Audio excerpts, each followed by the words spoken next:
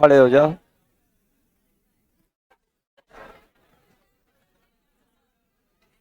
चलिए,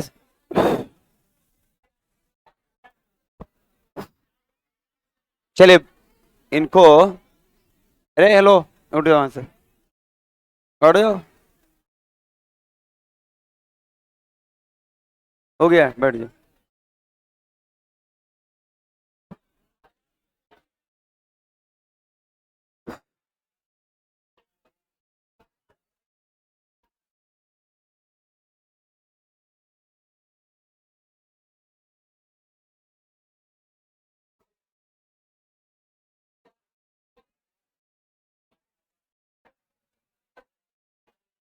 चलिए शांत रहेंगे, शांति। चलिए शांति बनाइए, आप लोग शांति बनाइए। चलिए, पहला सवाल आपके स्क्रीन पे है, निम्न में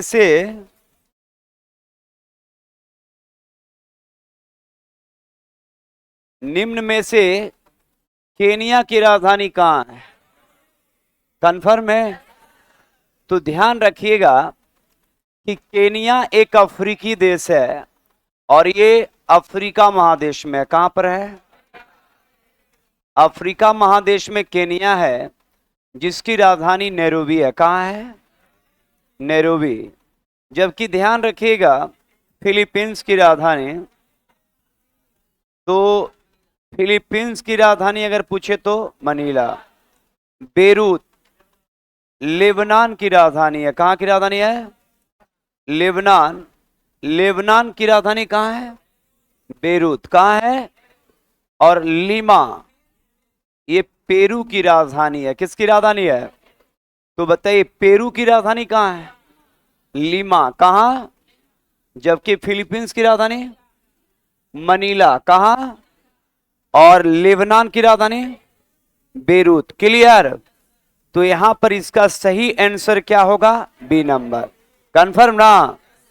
राजधानी से सवाल पूछे जाते हैं, मुद्रा से सवाल पूछे जाते हैं। और अभी मैं बीएसएससी का क्वेश्चन जो डिस्कशन करवा रहा हूं, रात में आज भी है, तो इसमें हम चेक कर रहे हैं कि बिल्कुल नॉर्मल क्वेश्चन है। अब लड़का को लग रहा है कि इतना नॉर्मल क्वेश्चन है। अरे भाई, नॉर्मल क्वेश्चन यहां है, एग्जाम सेंटर पर वो बहुत भारी हो जाता है। केनिया की राजधानी नैरोबी नहीं, मनीला लोग मार के आ रहे हैं, है ना? तो भारी कहां होगा, ये तय करना है। अब प्रीवियस ईयर है तो वो पढ़ाना पड़ेगा हमको, बैठ जाओ। प्रीवियस ईयर है, पढ़ाना पड़ेगा ही, अभ्यास के लिए तो प्रीवियस ईयर देना पड़ेगा। तो भारी और हल्का कुछ नहीं होता, आप कंफ्यूज कहां करते हैं, इस पर भी मैटर रखता है। तो इस लेकर हल्का भारी नहीं, आपको प्रीवियस ईयर हम करवाएंगे, वैकेंसी फॉर्म तो गिरने दीजिए, है ना, पूरे के पूरे होगा। तो भारी हल्का से मतलब नहीं, अभ्यास कितना करते हैं और सही आंसर कितना लगाते हैं। चलिए नेक्स्ट सवाल की ओर चलेंगे। नेक्स्ट सवाल देखेंगे, यहां पे सर्वाधिक द्वीपों वाला देश कौन सा है? देखेंगे, मॉरिशस, इंडोनेशिया, भारत और जापान। तो इसका सही आंसर क्या होगा? इंडोनेशिया। इंडोनेशिया में जो द्वीप हैं बोर्नियो, क्या है? बोर्नियो के बाद सुमात्रा, कौन? सुमात्रा के बाद जावा, कौन? ये सारे द्वीप कहां पड़ते हैं? इंडोनेशिया। कहां? जबकि जापान, कौन? जापान में द्वीप है होन्सु, कौन? नाम सुने हैं? सिकोकू, क्या नाम है? सिकोकू, क्या नाम है? और क्यूसू, क्या नाम है? और होकिडो, क्या नाम है? होकिडो। चार द्वीप हैं जापान में। जापान में कितने द्वीप हैं? पहला कौन? होन्सु। होन्सु के बाद शिकोकू, शिकोकू के बाद क्यूसु, क्यूसु के बाद होकिडो। कौन? याद रखेंगे, जापान का सबसे बड़ा द्वीप का नाम है होन्सु, क्या है? जबकि इंडोनेशिया का सबसे बड़ा द्वीप कौन है? बोर्नियो। कौन? तो दुनिया में सबसे अधिक द्वीपों वाला देश कौन है? इंडो। तो इंडोनेशिया के द्वीप में बोर्नियो कौन? सुमात्रा, जावा। पहला कौन? दूसरा, तीसरा कंफर्म। जबकि मॉरिशस कौन? ये हिंद महासागर में है। किस महासागर में है? तो बताइए मॉरिशस कौन? मॉरिशस किस महासागर में है? कंफर्म। आंसर क्या होगा? इंडो। नेक्स्ट सवाल। और कोई भी अनियमितता नहीं बरतेगा, ये ध्यान रखिएगा। हाँ, ये नहीं कि स्पेस, समझ रहे ना? हाँ, बिल्कुल डिसिप्लिन, अनियमितता नहीं होनी चाहिए। बैठने के चलते झगड़ा अगर हुआ ना तो मारेंगे नहीं, मार देंगे, है ना? इनकाउंटर। बैठे के चलते जे दिन सुने तो याद रखना, पढ़ाने के लिए कहो तो एक तरफ मेरा जान है और दूसरी तरफ तुम है, लेकिन अगर तुम बीच में अनियमितता कर दिया तो ये मेरा कार्य क्षेत्र है और ये मेरा कर्म भूमि है, यहां पर नहीं चलने देंगे, गोली मार देंगे। याद रखना, है ना?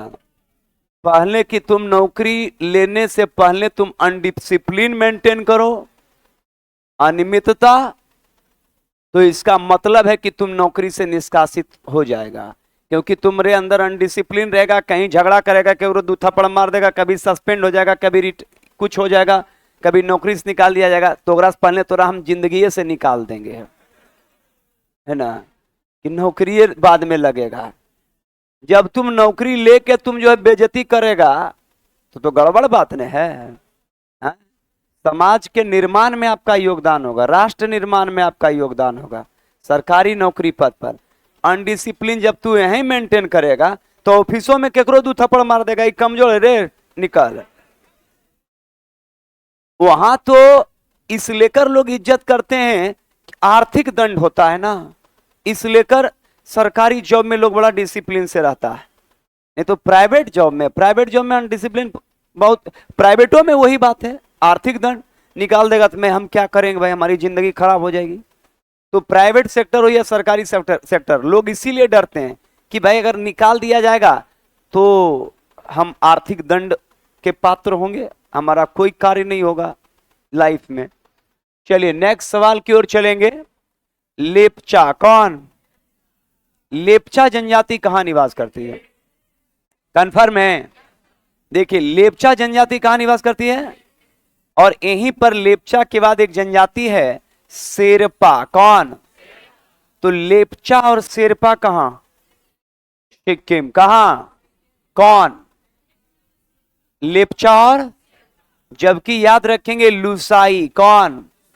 बताइए लुसाई जनजाति कहां निवास करती है? कहां?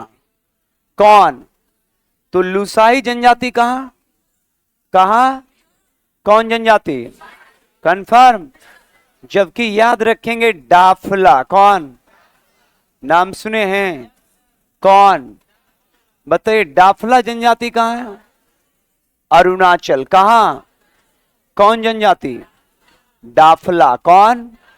तो प्रश्न आ गया कि डाफला जनजाति अरुणाचल कहां?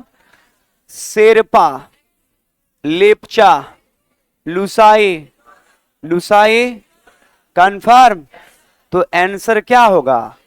सी नंबर। 20 क्वेश्चन मतलब हम, मेरा टारगेट रहता है 100 question everyday, 2000 question per month. बात समझ गए ना? 6 महीना में क्लियर, अगर कंटिन्यूटी बनाया तब। नहीं तो आ रहा है जा रहा है, जाते रहो आते रहो, कोई दिक्कत नहीं है। हाँ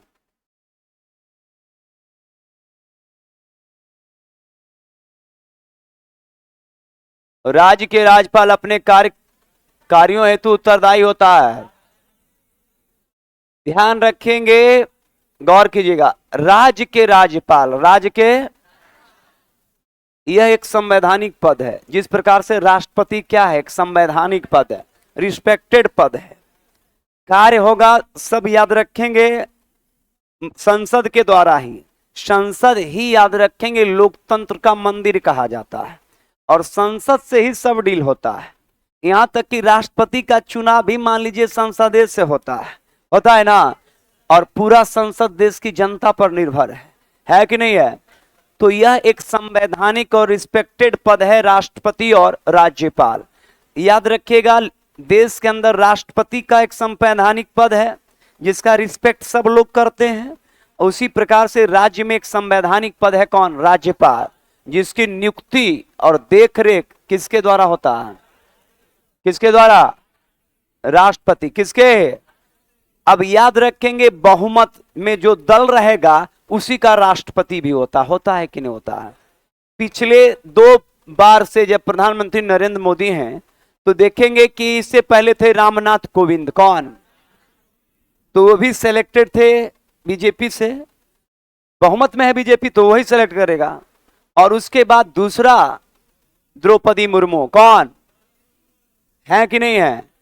जबकि याद रखेंगे, देश के सरकार के इशारे पर ही राज्यपाल की नियुक्ति होती है, और अपने अलग अलग राज्यों में जहां पर उसकी सरकार होती है या बहुमत में है, तो जिस राज्य में अपने राज्यपाल को चाहेगा तो नियुक्ति होगा संसद के द्वारा और बहुमत दल के नेताओं के द्वारा ही। जो याद रखेंगे, जो जीत के जो पार्टी गया है, लेकिन इसमें थोड़ा सा भागीदारी राष्ट्रपति के माध्यम से होता है। किसके माध्यम से?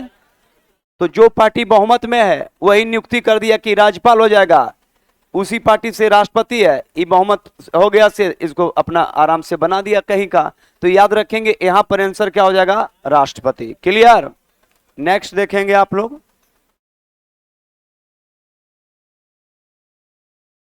चलिए, पॉलिटी से सवाल है, भारत में किसे न्यायिक समीक्षा का अधिकार है? राष्ट्रपति को, प्रधानमंत्री को, संसद को, उच्च न्यायालय और सर्वोच्च न्यायालय। याद रखिएगा, कहता है न्यायिक समीक्षा। कौन? तो न्यायिक समीक्षा का अधिकार किसको है? उच्च न्यायालय और, जैसे मान लीजिए कि ये अरेस्ट हो गया तो सुनते होंगे कि 15 दिन के न्यायिक हिरासत में भेज दिया गया है। इस शब्द सुने हैं कभी? तो ये न्यायिक हिरासत क्या होता है? न्यायिक हिरासत जो देता है, ये ध्यान रखिएगा, ये जजमेंट। जब जज जैसे ही मान लो किसी को पकड़ के गया, मान लीजिए कोई आप मर्डर किए तो आपको एकाएक तो जेल मिलेगा नहीं, जब तक कि आप पर सिद्ध नहीं हो जाता है आरोप। तो क्या होता है कि जज के पास जैसी पेश हुए तो जज क्या हुआ कि वहां जजमेंट नहीं होगा, सीधे आपको पुलिस बोलेगा कि हाँ ये मर्डर किया है। तो जज कहेगा ठीक है, आप पूछताछ कीजिए और हमने पास सही रिपोर्ट लाइए। अब न्यायिक हिरासत में इसको भेज दिया जाएगा। अब न्यायिक हिरासत में भेज दिया गया तो 2 प्रकार के हो सकते हैं, एक मर्डर किया है और एक मर्डर नहीं किया है। तो पुलिस जो प्रशासन होता है वो साक्ष्य जुटाने में लग गया। अब जहां पर था उकर सीसीटीवी फुटेज, बहुत सारे जांच आया। अब जांच में आ गया कि हाँ रात में ही गया था, वहां पर इसका फुटेज पकड़ा गया। तो अब फुटेज पकड़ा गया, साक्ष्य मिल गया। अब वो सारे साक्ष्य सरकारी वकील पेश कर दिया कि देखिए रतियम 12 बजे गया था, इसके साक्ष्य हैं। अब क्या है, जज पूरा उसको वेरिफिकेशन किया और उस साक्ष्य के आधार पर इसको मर्डरर करार दिया गया और फिर इसको जो है जितना साल का सजा मुकर्रर किया जाएगा वो सजा इसको मिल जाएगा। तो एक शब्द आता है न्यायिक हिरासत। तो न्यायिक हिरासत याद रखेंगे, जब भी देगा तो न्यायपालिका देगा। कौन देगा? कौन? क्लियर? जबकि पुलिस प्रशासन होता है वो कार्यपालिका होता है। क्या होता है? उसका कार्य, वो न्याय नहीं दे सकता है। कौन? पुलिस। याद रखेंगे, जब कोई भी पुलिस, याद रखेंगे, छोड़ देता है कब? जब आप नॉर्मल कार्य कर रहे हैं तो पुलिस आपसे 2000-5000 रुपया लेके छोड़ देगा। जैसे मान लीजिए कि मारपीट हुआ, थोड़ा बहुत इंजुरी हुआ, तो पुलिस देख लिया कि वो इंजुरी में कोई ज्यादा जान नहीं है तो 10,000 एकरा से लिया, 10,000 एक रोज ले लिया, 20,000 लेके 2 थप्पड़ मारा, अगले बार से करेगा तो मार गर्दा उड़ा देंगे, है ना। लेकिन ये मार दिया, लाठी है कहाँ पता है, आईसीयू में है। औकात नहीं है दरोगा का जो है ना कि जो है वो केस को नहीं लेगा, एकदम लेगा, क्योंकि वेंटिलेटर पर सुतल है, कख नहीं टपकेगा न, टपका कि दरोगा भी जेल जाएगा। बेउर जाओ, कम से कम 10-20 को डीएसपी, 100 दरोगा जेल में होगा। ये तो केस नहीं लिया, केस लेके ही पैसा ले लिया है। जैसी वेंटिलेटर पर ही टपक गया कर गया, पोस्टमार्टम रिपोर्ट जाके सीधे कोर्ट में जाके केस किया, कोर्ट में केस किया, दरोगा भी फंसेगा, सब फंसेगा। इस लेकर दरोगा भी और पुलिस भी अगर आपके घर में होता हो तो ये मत सोचिएगा हमारे घर में दरोगा तो राष्ट्रपति है, ये कुछ कर देगा, गलत। 250-300 कई दरोगा का इंफॉर्मेशन हमारे पास आते रहता है रोज एवरीडे। कुछ काथी हो सीधे कहता है सर क्या करें वर्दी खोल दें, है ना, बोलिए। ऑटोमेटिक है कि अगर जो है उस तरह का केस है, नॉर्मल केस है, अब जैसे कोई लफुआगिरी कर रहा है, इसको दरोगा धर लिया है, तो अगर की केस लेगा, अगर मारा 4 थप्पड़, जेल में बंद किया, अगर गार्जियन 10,000 रुपया ले गया, सोनुआ छोड़ दीजिए, छोड़ दिया, आप समझे। तो ये बात है, ये मर्डर कर देगा तो दरोगा पुलिस का कोई औकात नहीं है, ये ध्यान रखिएगा। जब भी होगा और डायरी भी लिखा जाएगा तो याद रखेंगे कुछ नहीं कर सकता, इस बात का ख्याल रखिएगा। ये सोच के कुछ काम कीजिएगा, इन्हें कि वो घर में हो गया दरोगा बस लाठी लेकर निकल जाएगा, बात समझे। हाँ, ये सब गुण सिखा रहे हैं।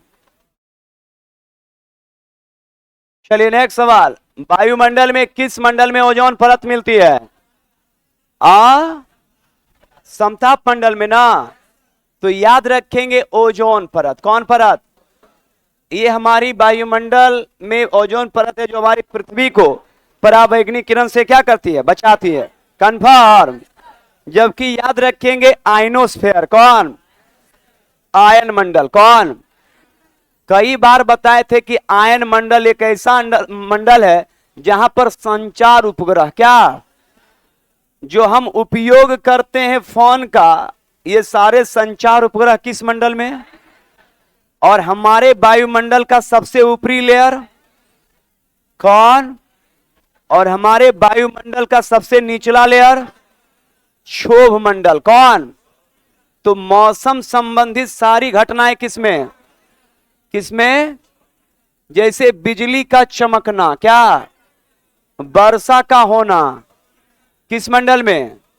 तो क्षोभ मंडल में मौसम संबंधित सारे कार्य किसमें? और हमारी पृथ्वी का निचले लेयर को क्या कहते हैं? क्षोभ मंडल। क्या फंसा देगा, पढ़ के जाइएगा। क्षोभ मंडल अब भोरे पूछ देगा ट्रोपोस्फेयर, मेसोस्फेयर, है ना, स्ट्रेटोस्फेयर, साला ये की पूछ दिया। वर्षा होता है, रतिया पढ़ के गया कि क्षोभ मंडल, अब भोरे पूछ दिया ट्रोपोस्फेयर, माथा घूम गया। तो याद रखेंगे क्षोभ मंडल को क्या कहते हैं? ट्रोपोस्फेयर। क्लियर? याद रखेंगे। इसका सही आंसर क्या होगा? समतल। नेक्स्ट सवाल, इस सब इतना हमको डर लग रहा है कि अगर इस तरह से रहेगा ना, अभ्यास अभी वैकेंसी नहीं आया है, तो हमको डर लग रहा है कि जो है ना कुल सीट कहीं नहीं ये सब ले ले, है ना। जे स्टेटमेंट से जवाब दे रहा है, खाली आप लोग को अब क्या करना पता है? कॉन्फिडेंस अंदर पैदा करना है, पढ़ाना है और कॉन्फिडेंस, और यही कॉन्फिडेंस सेंटर पर काम कर जाएगा। बात समझ गए ना? एकदम रिलैक्स मूड में जाओ, देखो रिजल्ट हो जाएगा। संयुक्त राष्ट्र संघ सुरक्षा परिषद सेक्रेटरी ऑफ काउंसिल में अस्थायी सदस्य कितने हैं? कितने? 5 की 4? कंफर्म? लॉक कर दें। लड़का की तरफ 5 तो लड़की कितना? लड़कियों 5 है, बढ़ जाओ या घट जाओ, बराबर है। तो चलो बराबर का समकक्ष तो संविधान ने अब दे दिया है 5। कितना? देखिए अस्थाई सदस्य जो है वो 5 है। कितना? अमेरिका, कौन? ब्रिटेन, फ्रांस, चीन, रूस। कितने? कितने? इसको बीटो पावर है। कौन पावर? तो अस्थाई सदस्य में कितने हैं? 5। अमेरिका है, ब्रिटेन, फ्रांस, रूस, चाइना। कितने? कितने? कितने? तो याद रखें सुरक्षा परिषद में अस्थाई सदस्य कितने? अस्थाई 10। अस्थाई, अस्थाई, अस्थाई, अस्थाई, अस्थाई, अस्थाई, अस्थाई, किसमें? सुरक्षा आंसर लॉक कर दें। चलिए, नीचे कमरा नंबर 2 कमांडो अलर्ट पर रहेगा। कमरा नंबर 2 नीचे, वहां पर भी जो भी होंगे अपने आप को सहज मत समझना कि कोई नहीं हमारे देख रेख में है। ये मत समझिएगा, देर से आइएगा तो उधरे बैठेगा, देर से आइएगा अब जो पहले आ गया तो बैठेगा। अब गांधी मैदान तो हम सेलेक्ट नहीं कर सकते हैं फिलहाल, वैकेंसी आ गया तो क्या उपाय है। पहले होता था वहां पर एनआईटी, तो एनआईटी घाट पर इसीलिए नहीं हम लोग ले जा रहे हैं कि ऐसा ऐसा बांदर लड़का है कि 10,000 पहुंच जाएगा, पता चला 10 गो है ने बंगाल खाड़ी में घूम रहा है ना। जाएगा लेगा गंगा जी का सेल्फी लेगा, और गंगा का रफ्तार अभी इतना तेज है कि अगर एक कदम आगे गया तो सेल्फी जो है लेने के बाद जो है ना, एक के बाद भागलपुर के रास्ते बंगाल की खाड़ी। इसीलिए क्या जगहों नहीं है, अभी सब सीढ़ी डूब गया है। तो सीढ़ी डूब गया है तो जगह अब एक के गो ऑप्शन है गांधी मैदान। और जब गांधी मैदान में बागेश्वर धाम का प्रोग्राम नहीं हुआ तो झासर का प्रोग्राम संभव नहीं है, क्योंकि एजुकेशन और याद रखेंगे धर्म प्रचार को लेकर सरकार की गंदी मानसिकता है कि कहीं गई पढ़ तो बेवकूफ कहेगा, जब सब पढ़िए जाएगा तो फिर तो मामले गड़बड़ा जाएगा। इसलिए कर एजुकेशन के लिए याद रखेंगे नहीं वहां पर थी करेगा कुछ अन्यथा का यही रहेगा, रैली सब गेट खोल देगा, 7-8 गेट है ना। तो यह है देश की विडंबना। चलिए नेक्स्ट सवाल की ओर चलेंगे। ये तो सबको पता है ना। चलिए बताइए आप लोग, कबीर किसके शिष्य थे? रामानंद। किसके? तो कबीर किनके शिष्य थे? कंफर्म ना? जबकि याद रखेंगे सिख धर्म के संस्थापक। चलिए, सनातन धर्म में धर्मगुरु शंकराचार्य। क्लियर? याद रखिएगा। नेक्स्ट सवाल की ओर चलेंगे। अर्जुन पुरस्कार कंफर्म है? तो अर्जुन पुरस्कार किसमें? खेल से संबंधित है कि नहीं है? जबकि सिनेमा कौन? दादा साहेब फाल्के। दादा साहेब कंफर्म। जबकि याद रखेंगे सिनेमा के क्षेत्र में, संगीत के क्षेत्र में ऑस्कर भी है। कौन कंफर्म ना? Ramon Magsaysay. कौन? पत्रकारिता। कौन? कंफर्म ना? नेक्स्ट सवाल।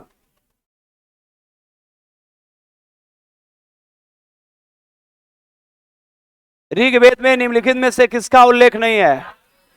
रावि। किसका? कंफर्म है? तो ऋग्वेद में रावि का उल्लेख यमुना। कौन? गंगा, सरस्वती।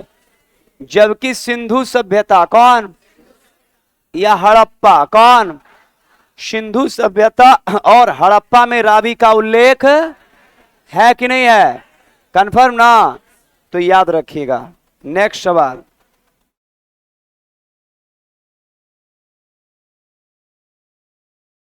निम्नलिखित में से अश्वमेध यज्ञ का आयोजन किसने किया था? कौन किया था? बताइए। भारत का नेपोलियन कौन का था? कंफर्म। जबकि अजात शत्रु कौन? क्लियर? अजात शत्रु हर्यक वंश का था। किस वंश का? कौन? अजात शत्रु। कौन? पिता का नाम बिंबिसार। पिता का नाम? तो अजात शत्रु के पिता का नाम? क्लियर? पहली बौद्ध संगीति। तो पहली बौद्ध संगीति पहली, और तीसरा और पहला अजात शत्रु कहां किया था? राजगृह। कहां? तो पहली बौद्ध संगीति अजात शत्रु के समय कहां? राजगृह। कहां? सप्तपर्णी गुफा। कौन?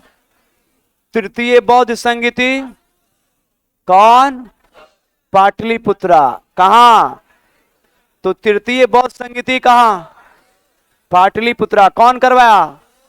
कौन? क्लियर। तो भारत का नेपोलियन।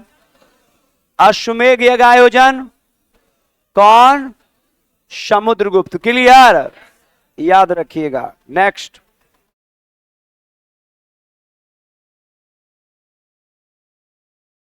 केंद्रीय भवन अनुसंधान संस्थान कहां है? रुड़की। कहां पड़ता है? रुड़की। बताइए, उत्तराखंड या राजस्थान? उत्तराखंड में कितने लोग जाएंगे? हाथ उठाइए। पीछे लड़का। और राजस्थान से? गलत। रुड़की पड़ता है उत्तराखंड में। कहां पड़ता है? उत्तराखंड में। कौन? तो भवन अनुसंधान संस्थान रुड़की में है। कहां है? और रुड़की कहां है? उत्तराखंड। कंफर्म ना? याद रखिएगा।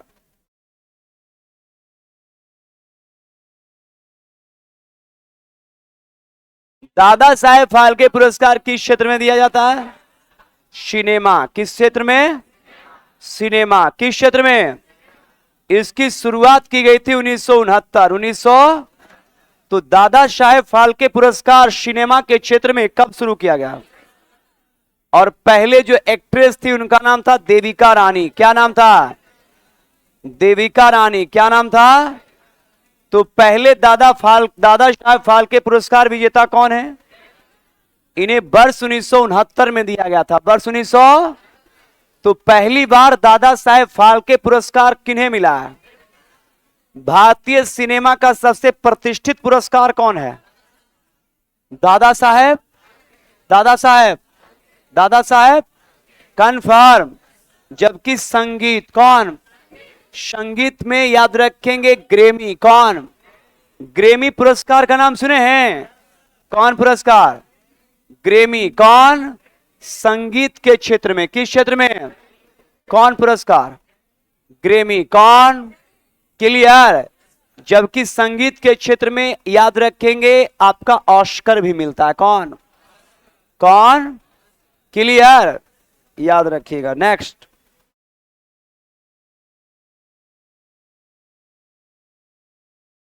नागार्जुन सागर किस नदी पर है? क्लियर। किस पर? बताइए। अलमाटी बांध किस पर है?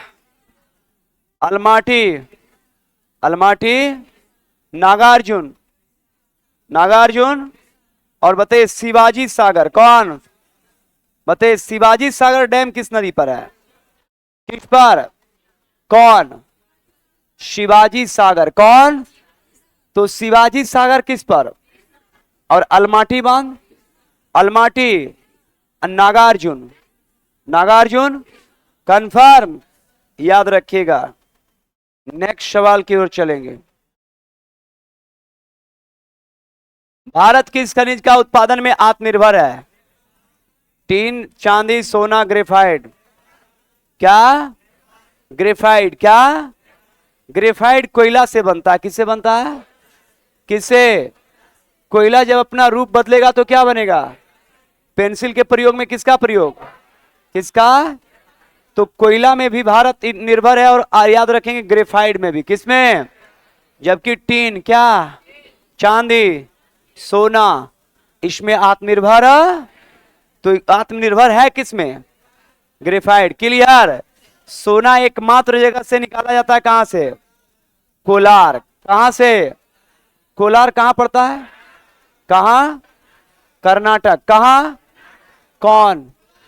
जबकि चांदी के लिए एक क्षेत्र है जावर। कौन? ये जावर क्षेत्र है राजस्थान में। कहां है? तो चांदी के लिए कौन? जावर कहां है? जावर। जावर। अब कोलार कहां है? कर्नाटक। कोलार कहां? कोलार। क्लियर। नेक्स्ट सवाल।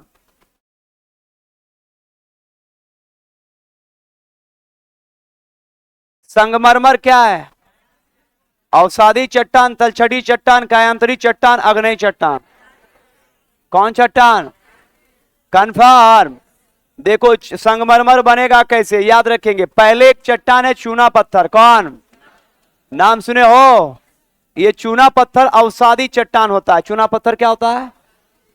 चूना पत्थर, चूना पत्थर, चूना पत्थर। यही अवसादी चट्टान जो चूना पत्थर है, जिस पर बहुत ज्यादा तापमान और बल लगने के बाद यह अपना रूप बदल देता है, इस लेकर इसे रूपांतरित चट्टान या कायांतरित चट्टान या मॉडिफिकेशन रॉक कहते हैं, जो अपना रूप बदल दे। तो चूना पत्थर जब अपना रूप बदलेगा तो बन जाएगा संगमरमर। क्या बन जाएगा? संगमरमर। क्या बन जाएगा? और ये हो जाएगा कायांतरित चट्टान। क्या हो जाएगा? इसी को कहते हैं रूपांतरित चट्टान। क्या कहते हैं? भारत में सबसे ज्यादा उन्नत क्वालिटी का संगमरमर मकराना से मिलता है। कहां से मिलता है? मकराना। कहां से? और मकराना है कहां? राजस्थान। कहां? कौन? मकराना कौन?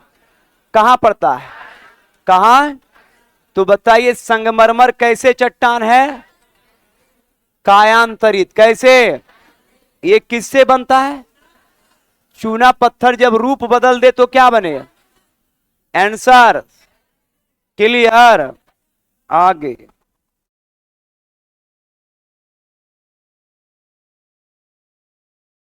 भारत में गौर कीजिएगा, भारत में कौन सा विनिर्माण उद्योग सर्वाधिक रोजगार प्रदान करता है? कौन? कन्फर्म। तो भारत में सबसे ज्यादा लोग किसमें कार्यरत हैं? सूती वस्त्र। कौन? भारत का सबसे बड़ा सूती वस्त्र केंद्र कौन है? मुंबई। कौन? कौन? क्लियर। तो सूती वस्त्र का सबसे बड़ा केंद्र कौन है? मुंबई। कौन? और सबसे ज्यादा लोग कार्यरत किसमें हैं? सूती वस्त्र। कंफर्म ना? नेक्स्ट सवाल की ओर चलेंगे।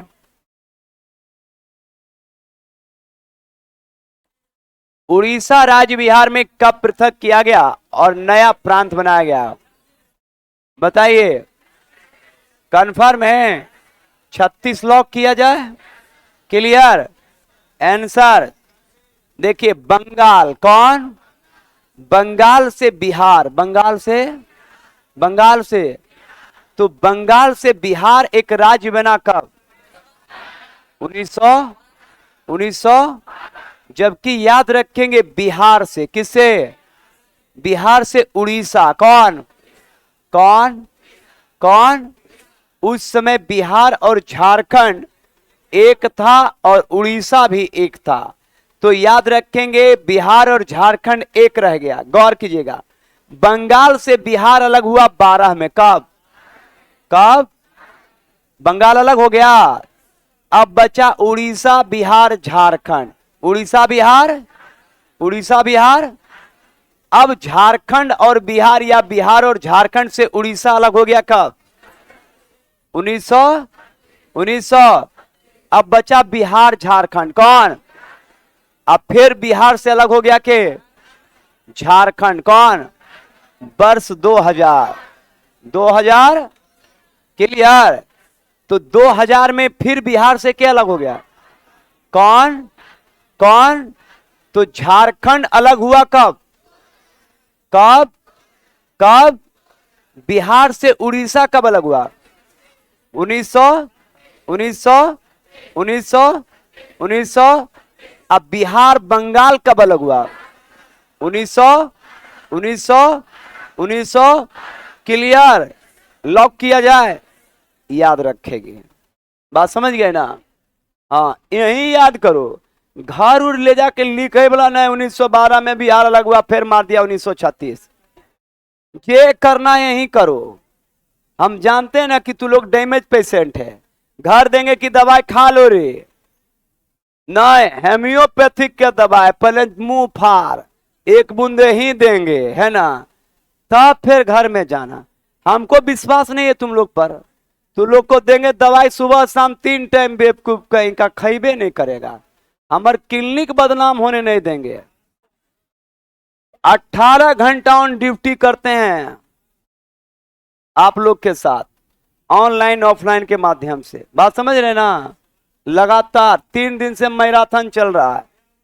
आप समझ सकते हैं कि जो हम कमांडो ट्रेनिंग कहते हैं ना, वही ट्रेनिंग मेरा है। 3 घंटा 2 घंटा हम सो रहे हैं अभी 4 दिन से।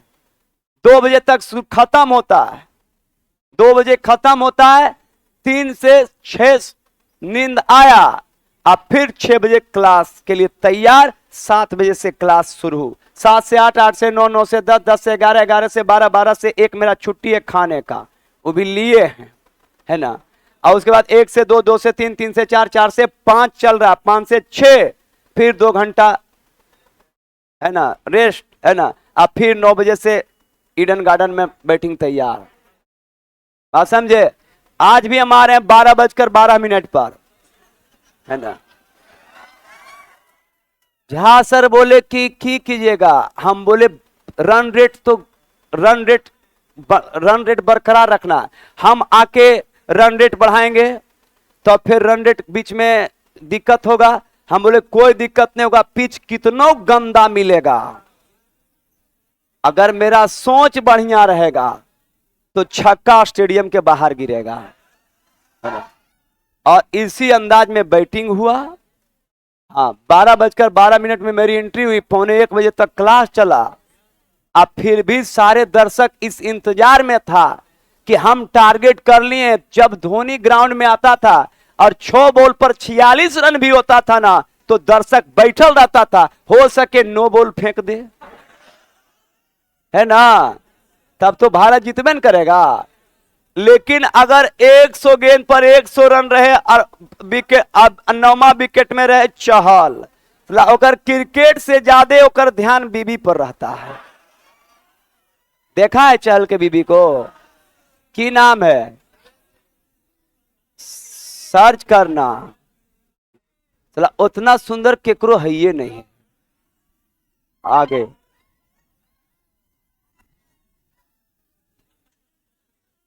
स्थिरता बरतो, है ना, भावनाओं में नहीं बहना है ना। बात समझे। नौकरी लो ना, उसके बाद जे कहेगा सब होगा। आगे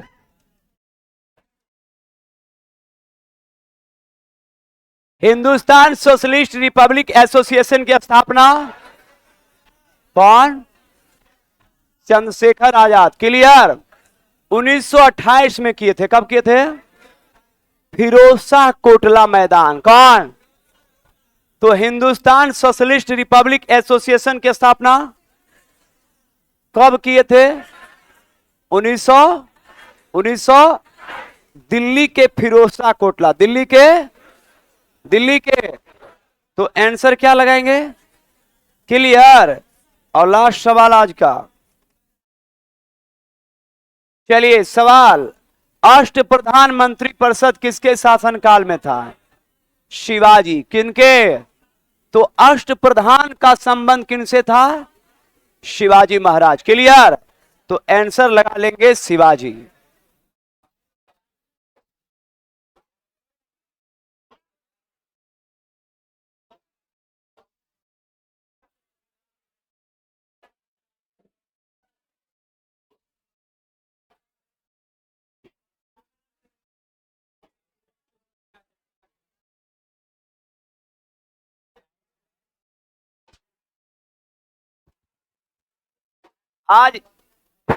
आज मतलब लास्ट है मैराथन, अलर्ट पे रहना है, याद रखिएगा।